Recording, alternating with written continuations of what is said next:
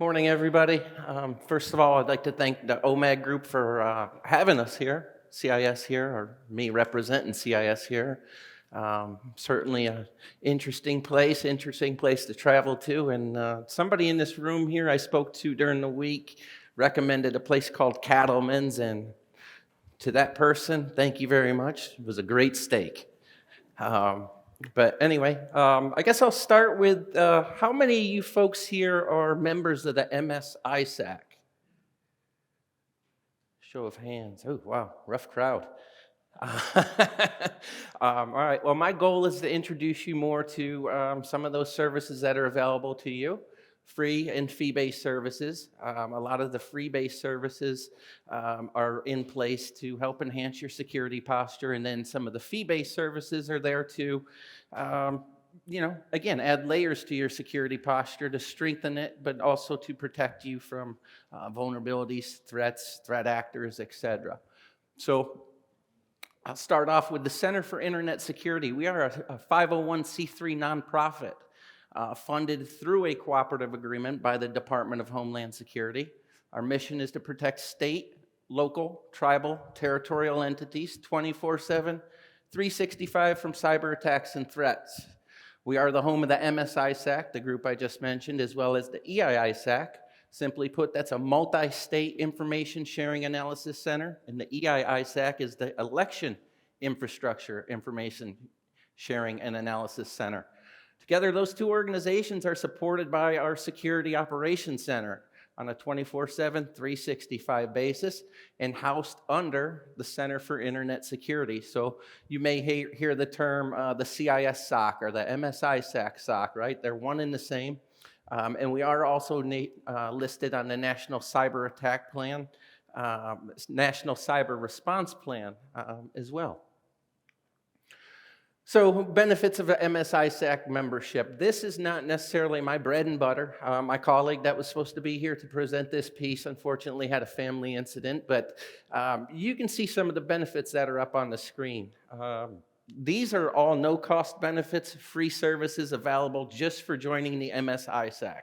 You must be a member of the MS-ISAC to utilize these free services, but they are available to you as long as you are an MS-ISAC member.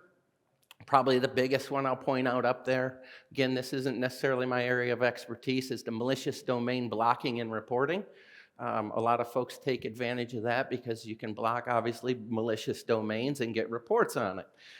The other one, malicious code analysis platform, that's another one that's big in helping companies to add security measures to their environment. But I'll skip back to this slide at the end in case anybody wants to take a picture of the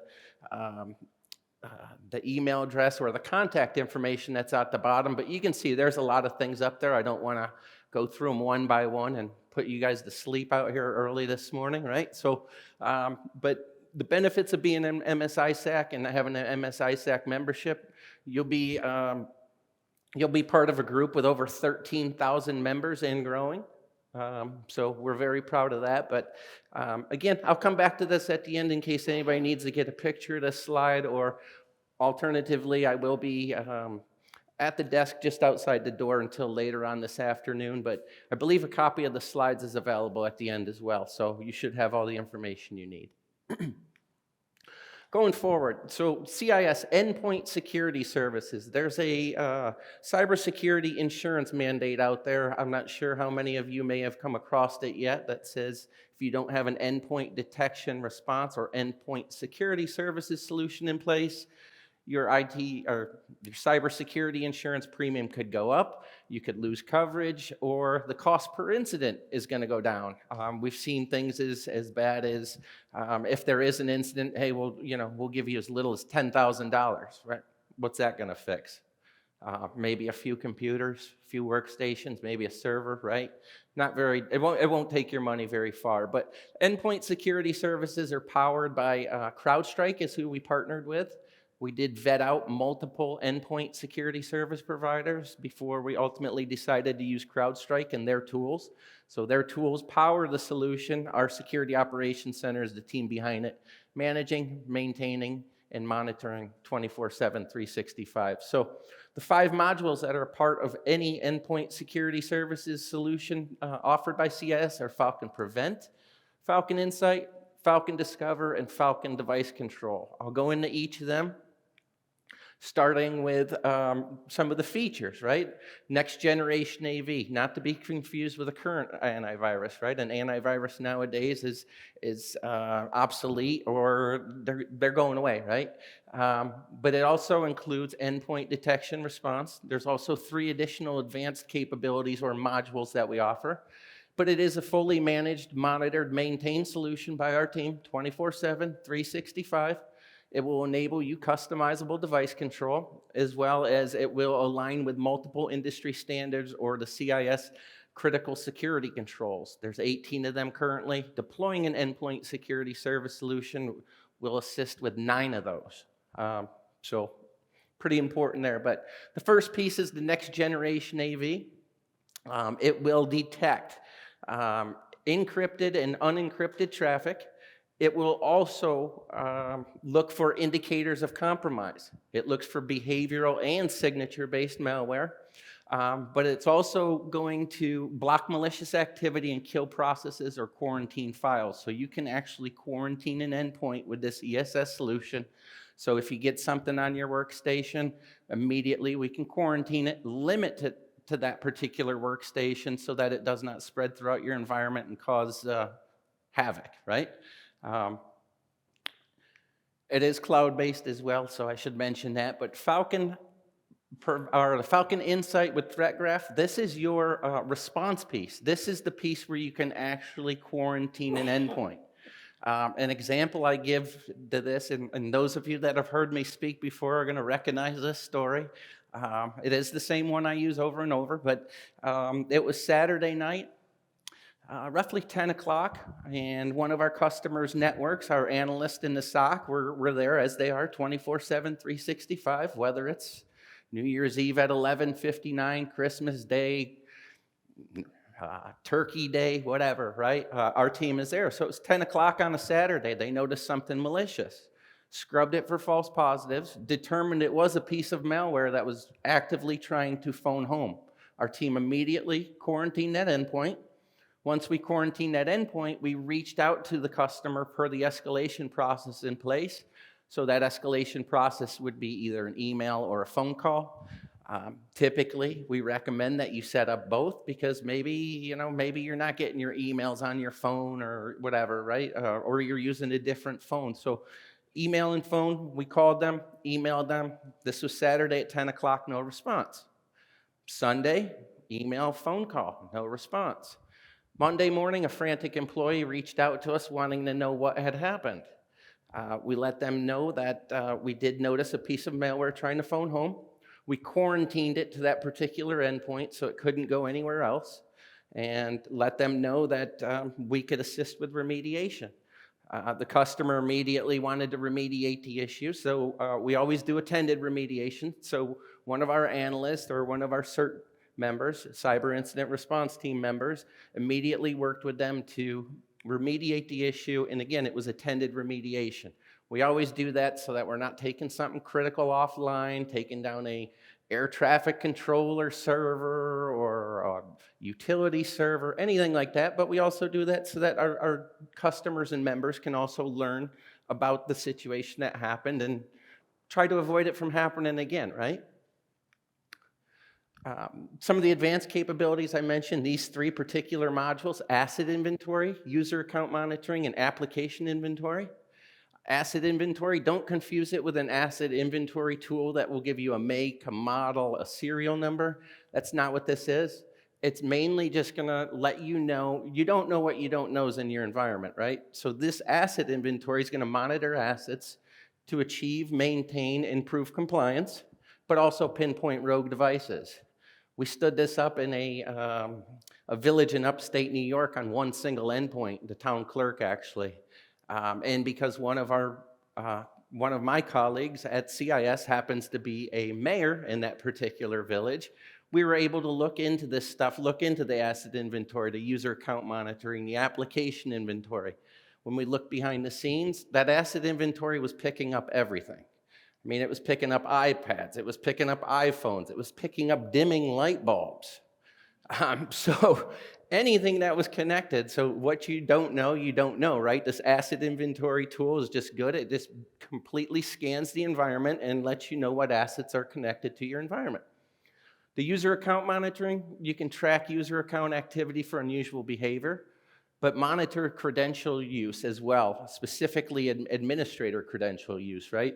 That's usually the root of a cause of a problem if you notice your administrator password is completely failing logins completely. I mean, maybe Billy or Tracy forgot their password as the admin, but all right, that's probably an indicator something that may be going on. And then application inventory. You can search for any and all deployed applications, find specific versions, and identify unauthorized or suspicious software. So maybe, back in the day, I hope I don't age myself too much, but there used to be a game called Oregon Trail, right?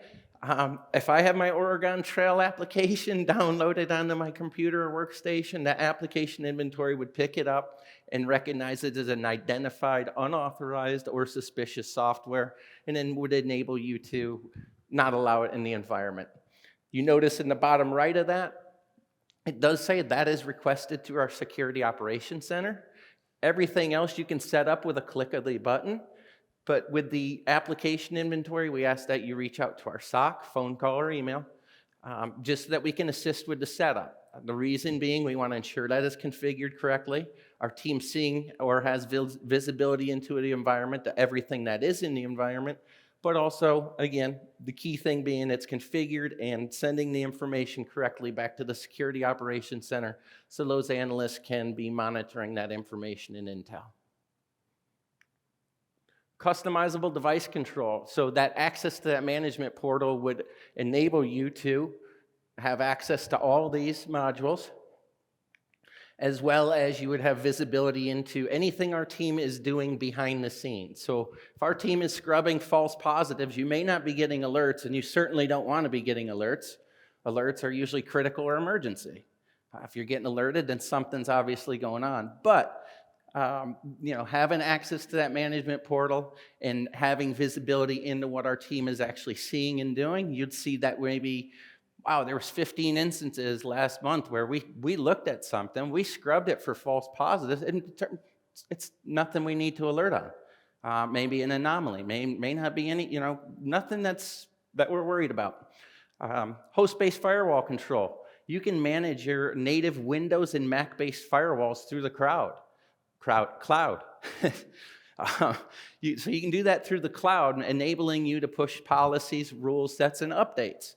Let's face it, with the pandemic, a lot of us were working remotely. We weren't going into offices. We were working at home, and then, once we were able to go out, hey, let's go to Starbucks and work, right? I don't have to sit at home anymore. I don't have to go into an office, so I'm going to Starbucks. So that host-based firewall control would enable you to, again, push out those policies, rule sets, and updates to those native Mac and Windows-based firewalls in your environment through the cloud. Pretty neat, especially during pandemic times when you couldn't necessarily get to all that. USB device control. So I have strolled around here today, and I haven't noticed anybody with a bunch of USBs on their table or desk here, which is amazing. We go to a lot of trade shows, and one of the things that I notice quite a bit is that people hand out USB devices like candy. Hey, plug this in your computer. See if you want a trip to the Oklahoma Sooners game, right? Or did you win a trip to Disney for your family? Whatever it may be. And people being people, we're going to plug those devices into our computers. We do it. I mean, hey, what is this? I want to see what's on here, right? But USB device control, you can actually lock them down from your environment, make them read-only, or assign serial numbers for them to be used in the environment. So giving you more control of the devices that are being plugged in or connecting to your environment, you can totally lock them down, serial numbers, or read-only. Protection on and off network, much like I was just talking, you can defend employees and devices no matter the location, whether you're working, again, on-prem, at the Starbucks, or maybe you went with the family to the beach, right? Or whatever it may be. You can defend your employees and devices no matter the location because it is a cloud-based solution. So next, I'd like to talk about Albert, which is a network intrusion detection, IDS. It is a signature-based passive solution, proprietary to the Center for Internet Security. In fact, it was originated with the federal government produced something called Einstein years ago. And after the Einstein project was successful in protecting federal entities, they said, wow, we really need to look at the state, local, tribal, territorial level. So we came up with a proprietary device, Albert, it's a cost-effective intrusion detection system, but it's a turnkey solution incorporating 24/7, 365 monitoring and management. It is signature-based and passive, meaning it is in detection mode, not prevention mode. So if it detects something, we'll immediately alert you guys. But it's based on an average of 32,000 plus signatures. In fact, that number is closer to 35,000 now. I need to update my slide.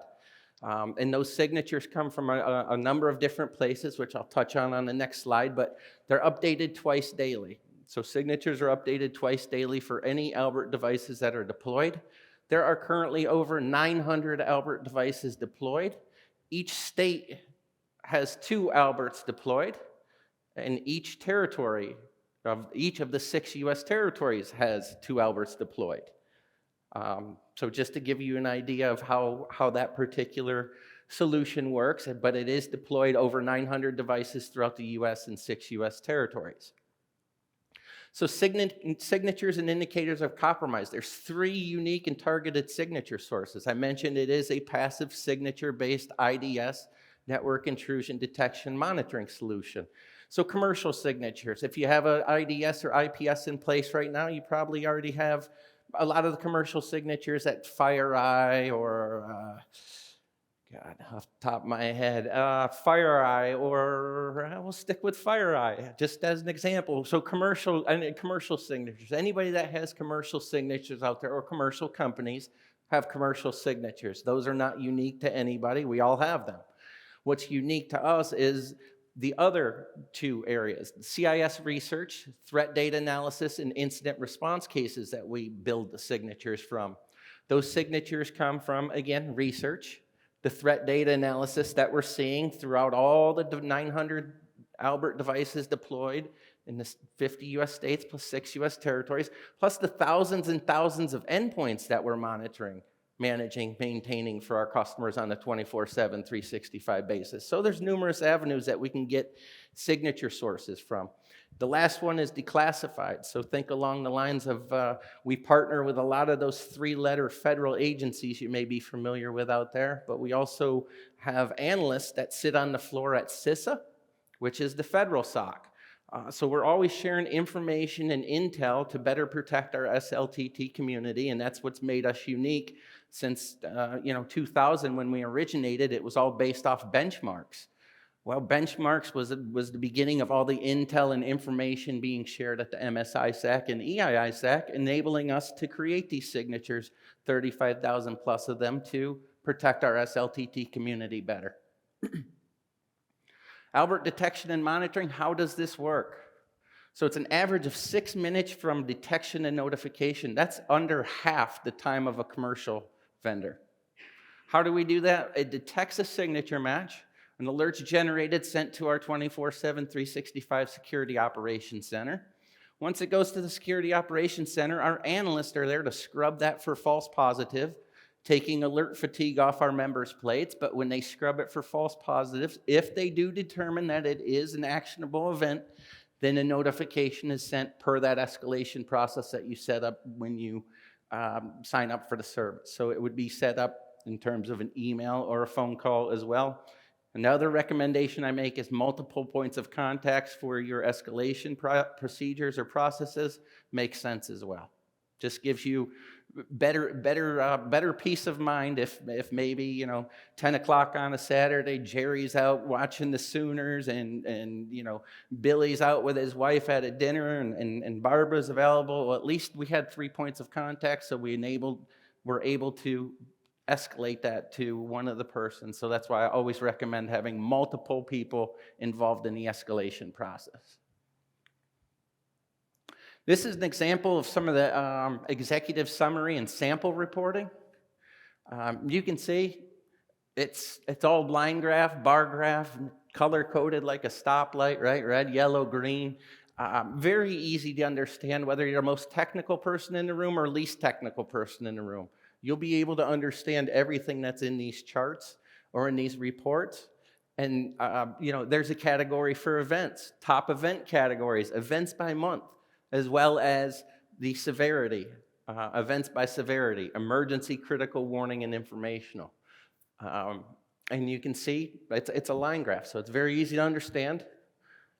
Anybody can read it. Again, least technical person, most technical person. These reports, they end up on the desk of board members and executives every month. So just to give you an idea of the type of information and intel that this Albert can feed back to your organization that you can utilize. So moving on from Albert, network intrusion detection, I'll move into managed security services. Managed security services, not to be confused with Albert or Endpoint Security Services, is also a 24/7, 365 service powered by our Security Operations Center. How does it work? We utilize your devices and tools already in place. If you got a Fortinet or a FortiGate firewall, whatever that may be, right? All we would need to do beforehand is make sure that that is an approved device on our team's list for us to manage or monitor, monitor for security events on the 24/7, 365 basis. So you can utilize your current infrastructure, but we'd be doing the monitoring of that by being able to tap into the device. The device is then sent to the ISAC SIM. ISAC SIM, we partner with Accenture, formerly Symantec. So at first it goes to Accenture SIM, or Accenture's Security Operations Center. And then if it's an event, anything like that is passed over the fence to our Security Operations Center, where the analysts will intervene, eliminate the false positives, right? Accenture already flagged it as an event, but our team's gonna then scrub it for false positives. Is it anything that we need to alert on, right? We'll send an SLTT member notification if it is. So your Fortinet firewall, we notice something in the logs, they scrub it, they say this could be an event, our team scrubs it a second time for false positives.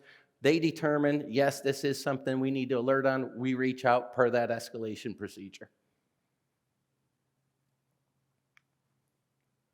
How's all this work? ESS, Albert, and Managed Security Services Monitoring and Management, all of this is powered by our Security Operations Center.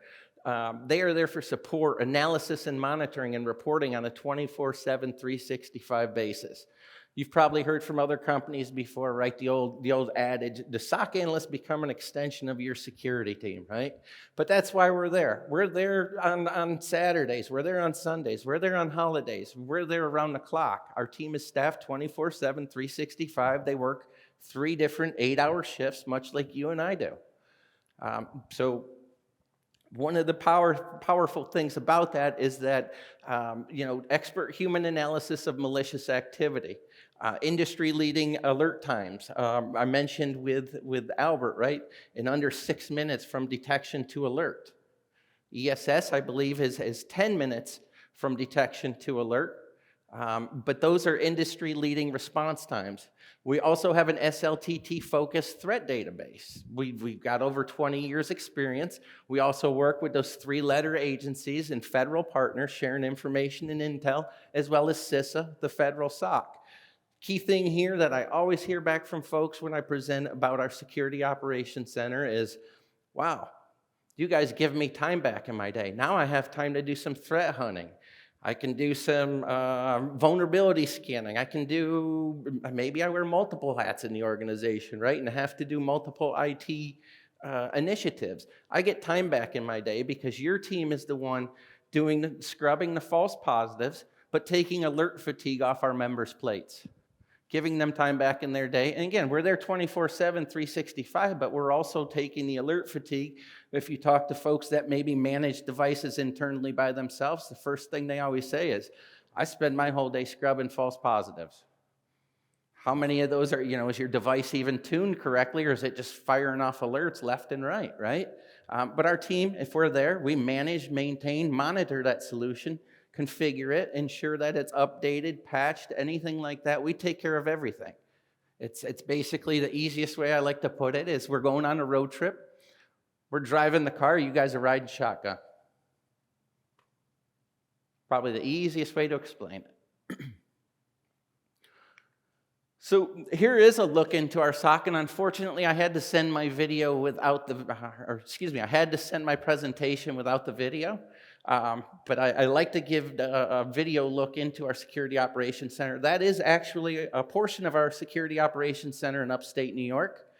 That's Rich Vargas, our Security Operations Center manager, leaning over the shoulder of an analyst, looking at something on the screen. I always like to show that just so that folks know that we are real, live, breathing human beings. I didn't take this from 24. That isn't Tony Almeida or Jack Bauer or anybody like that, right? That's real people that sit in our Security Operations Center 24/7, 365. So another service that we offer, a fee-based service, is phishing engagements, right? It's the most common and successful technique used by cyber criminals today. Everybody knows that, right? But basically, we would do assessing vulnerability to phishing attacks. In a sense, we would work with your team, whether you want to do a one-time engagement or quarterly engagements to do a phishing activity. Whereas we would play the role of the phisher, right? Or the bad guy. Play the role of the bad guy, come up with a phishing email engagement, run it, and then at the end of that, you get a detailed report. How susceptible is your organization? What's the likelihood of a successful intrusion? And the attack method that we used. And then again, what we'll also do, if it's a one-time engagement, we will run that again on the folks that might have clicked on something, right? We give kudos to the folks that realize, all right, hey, this is a phishing email. I'm not clicking on this.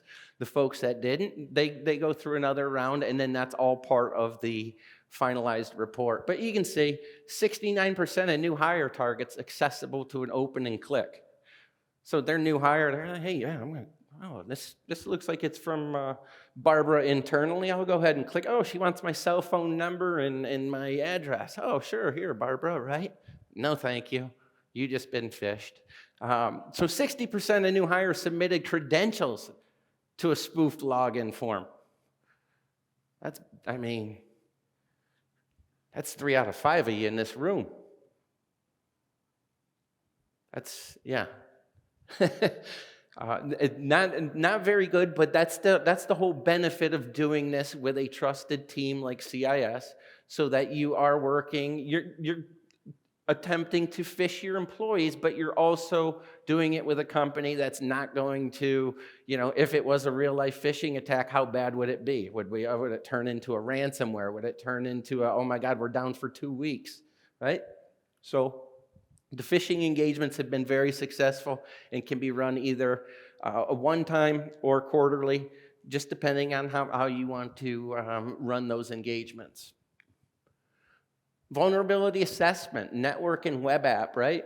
So a vulnerability assessment, so it's very much like vulnerability scanning for PCI compliance, but we call it a vulnerability management program because our team internally will run those scans for you. We utilize Qualys, by the way, as our scanner. But we would run those scans for you either on a monthly or quarterly basis, prioritize your vulnerabilities, but also, assist with any remediation that needs to be done. Sometimes folks say, oh, here's the vulnerabilities. They're prioritized by CIS. We can go ahead and do that. But part of the service would be our team helping you with those vulnerabilities. We're mapping them. We're going to assist you with them. And then we can work with, reporting. Again, reporting levels as low-level technology, high-level technical experience, no problem. You'll fully understand the reports. But then also we'll do remediation tracking to ensure that the prioritized vulnerabilities have been remediated. Pen testing. I'm sure a lot of you have compliance drivers that fall into place, whether, number of different things, whether it's from the state or, God, I've heard everything from marketing. Hey, they won't do any marketing with us unless we have a penetration test and prove that we've had a penetration test. But all we do is simulate a real world attack. We take the role of that bad guy. We become an extension of your team, but also an extension of your team that we are going to attempt to penetrate you, in terms of penetrate your network, I should say. And very simple, you think of it along the lines of a house, right? A house. Penetration test, what we're doing is we're going to go check that door, that door, that door, that door, that door, that window, right? Where can we get in? Where are you vulnerable? Once we find something vulnerable, we're going to go in and we're going to attack and see how far we can get. We've gotten as far as, coming to,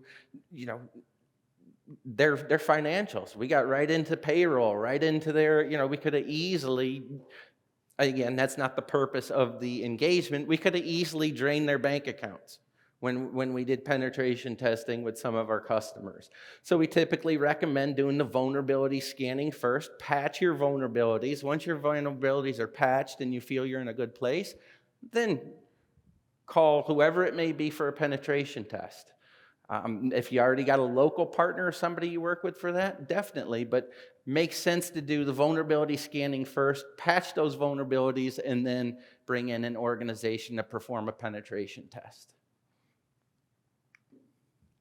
CERT, our Cyber Incident Response Team. So I know I only saw a few hands of MS-ISAC members in this room, but good news to everybody in here. If you're a state, local, tribal, territorial entity, you always have access to that Cyber Incident Response Team through the Center of Internet Security. So regardless, again, you got fee-based services, free services, you're an MS-ISAC member or not, doesn't matter. You're covered. Because part of our role in being a cybersecurity, at the forefront of cybersecurity, is to protect our SLTT partners. That doesn't mean, hey, yeah, you're a member, you're not, so hey, he needs help, he doesn't. No, we're going to help everybody. So the cyber incident response teams are available for emergency conference calls. We've had folks call up and say, hey, there's an email going around here. Luckily, nobody's clicked on it yet, but 10 of us or 12 of us have gotten it. It's the same email. It looks fishy. Can you guys put a second set of eyes on it? Absolutely. Send it over. Let's have a look at it. Log analysis. People have sent old devices. Hey, can you look at the log? Something started happening the beginning of May, and it's now the end of May, and Susie's computer is still running slower than molasses. Well, send it to our team. We'll have a look for it, right? That's why we're there. Now, if you guys have a printer that goes offline or something, it's probably not worth a phone call. We're only going to help with security-related incidents, so just want to make that clear. We have had people call up in the past that said, hey, can you help us connect a printer? So just want to be clear on that, but you can see there's always ongoing communication throughout any incident, whether it came from an Albert detection, an ESS detection, and our CERT team became involved. We're always going to keep ongoing communication throughout, so your points of contact will always be riding shotgun with us, much like I said. And then mitigation recommendations, always attended remediation so that we're not touching or knocking any critical infrastructure offline or anything that's going to limit your business, limit your ability to do business on a daily basis. Close of the incident, you always get a written report. It's provided that summarizes the incident. And again, like every one of our other reports, everything is, whether you're the most technical person in the room or least technical person in the room, you'll fully understand what is in that report. Another one. Everybody's always going to ask me about pricing. Fully managed, monitored, maintained premium endpoint security service as a solution through the Center for Internet Security is $60 per endpoint per year. Per year, or $5 per endpoint per month. We don't bill on a monthly basis, only a yearly basis, but just giving you visibility to see $5 an endpoint per month. I mean, I think the last time I took the kids to McDonald's, I bought 5 endpoints. Just saying. I mean, that's a pretty good price, but our pricing is based off the fact we are partnered with, or excuse me, funded through a cooperative agreement by the Department of Homeland Security. We work on a cost recovery basis, and because we are a nonprofit, it's in our best interest to get our SLTT partners or MS-ISAC members the best possible pricing to protect them 24/7, 365. So $60 an endpoint per year. Then with Albert, Albert tiers are based on your daily average network utilization, right? So if you got a 1 gig pipe, your low level is 0 when nobody's in the office, and you're running at roughly 500 megabytes. You can see the pricing is based off of the tiers. It is a one-time initiation fee of $900 per sensor, and that's simply to cover the cost of getting the device, configuring it, setting it up, getting it shipped, and then helping you guys to set it up and ensure that it is configured correctly. So you can see that, again, those prices, it's a fully managed, monitored, maintained solution. Again, runs on an R640 or a Dell R740 server. We are responsible, it's a turnkey solution, so we're responsible for everything. Patches, updates, getting you the device. 5 years from now when it's end of life, no problem, we'll get you a new one. We're responsible for everything. And then the other option on the right is member-provided hardware, whereas you guys can provide your own devices as long as CIS says it's compatible for the service. Then no problem, you can provide your own device. But typically, nowadays, everything shifted along the lines of the pandemic. Everything shifted to the kind of set it and forget it model. On the left, the turnkey option, because you know what? Hey, if a power cord goes out, I don't want to be chasing down Dell for a power cord or a NIC card or whatever, right? Like, let CIS do that. That's all part of the service. We handle all that, and that's what helps to take some of the pressures off your plate, but also where the saying comes in, we become an extension of your team. And I can talk more about this if anybody wants to inquire.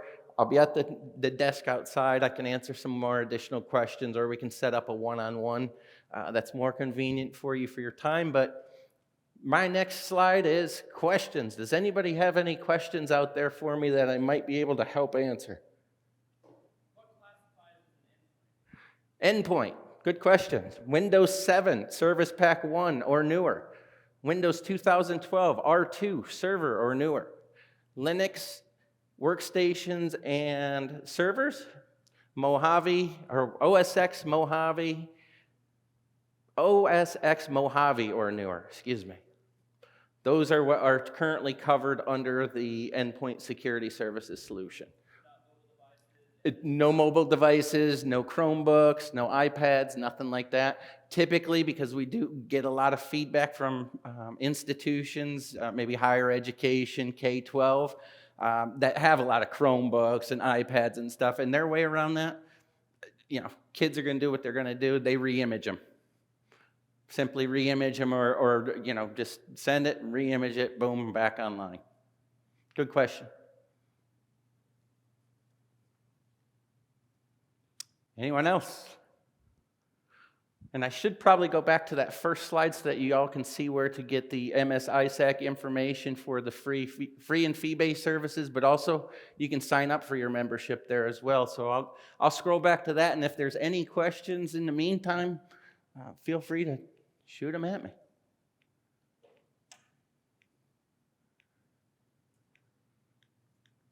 Just want to get that up there so that you guys can have that on the screen.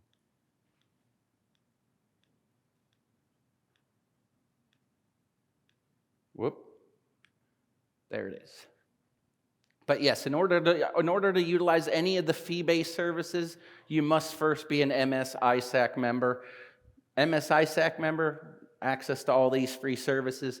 There's also another one, the malware analysis tool, which is brand new. I don't think I mentioned that one yet. Yes, sir.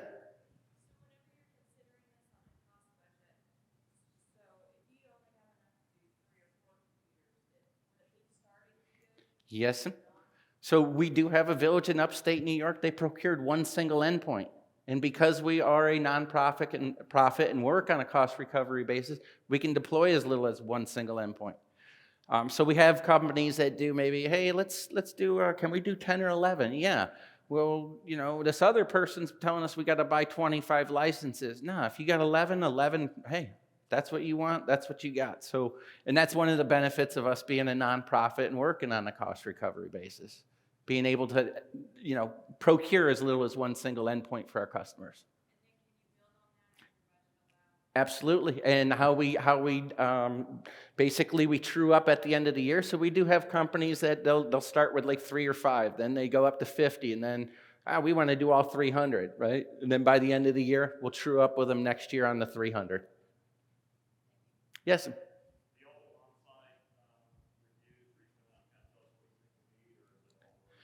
It's all virtual, but our virtual service review team, which is part of this.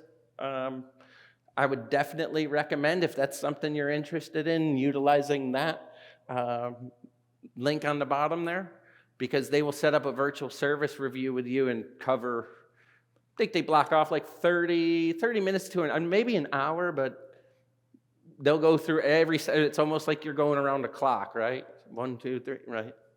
But yeah, they'll do it virtually.